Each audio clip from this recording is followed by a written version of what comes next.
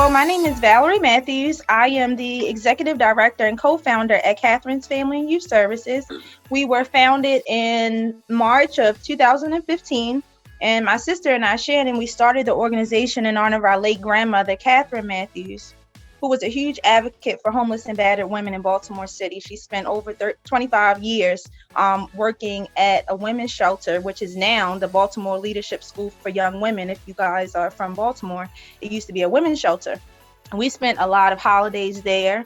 We had a lot of children and women that came into our home that our grandmother would bring home. So we always grew up, with those values instilled in us to give back and to always help others. Hence the name Catherine's Family and Youth Services. And our tagline is Catherine's door is always open. My grandmother always had an open door policy. Whoever needed a place to stay, she cooked a big Sunday dinner on Sundays. People knew that she was their safe haven. And when she passed away, my sister and I had the opportunity to leave the Park Heights community and leave the Baltimore community and go away to college. And we had experience, and we were able to see and meet different people that opened our horizons. And when we came back from college, my sister is a public health major and I was a science major. And at that time, I realized I no longer wanted to be a science major. I was more in tune to helping other people, community service, leadership. I was doing everything but biology. So when we came home from school, we realized how great the need was. And we started the organization. We started out knocking on doors, doing community cleanups, just trying to figure out what the needs were in the community. And that was our first year. We started out doing cleanups. We did our first Thanksgiving giveaway and our first Christmas giveaway with 5 families. And 5. So Maria, you've seen it if you guys have been on our page. We've completely grown since serving those 5 families for Thanksgiving that my sister and I dug into our own pockets and were able to fund that. And it's just been history ever since. We have been able to implement since then our Christmas outreach program. In addition to our Thanksgiving outreach program, last year we served about 698 people in the Thanksgiving holiday.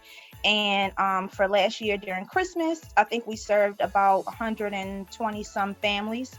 This year, that number has grown, and we will be serving probably close to 800 children for the Christmas holiday alone.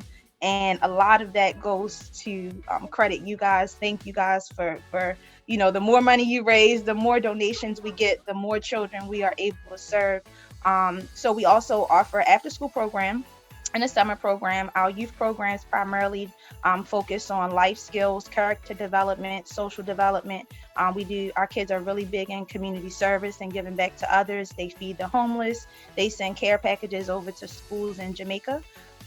They have had the opportunity to travel to Atlanta with the Steve and Marjorie Harvey summer camp last year, and prayerfully we will be able to go back again once COVID is over. Oh, and then COVID. Once our facility was closed, we had to use our facility. We changed it into an emergency meal site.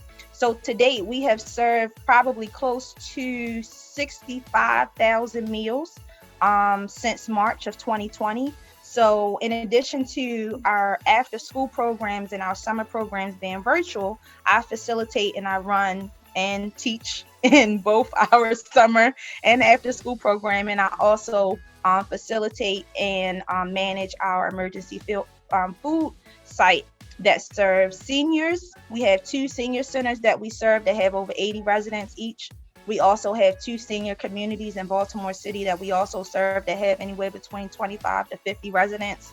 So give or take, we are serving about 500 people every week with our emergency meal program. And I recently was able to participate in a virtual contest where we had over 850 votes. Oh, I think it was actually 871 votes. And we were able to win $1,500 to sow a seed into our 15-passenger van that we so desperately need, so that we can get around the city to deliver these meals. And once things open back up, we will be able to take our children. I can't wait to take them on a field trip in our own van, and we don't have to outsource that service now.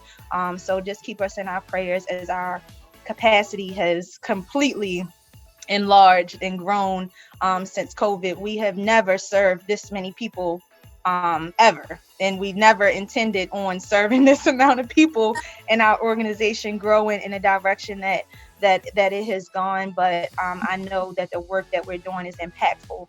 And I don't plan to stop doing this work. I don't plan to give up at any moment in time. We are in this for the long haul. And some goals that we have going into the next year is incorporating some workforce development and full wraparound services for families. Um, the need is there, so we are constantly at the drawing board trying to figure out ways that we can serve our community greater.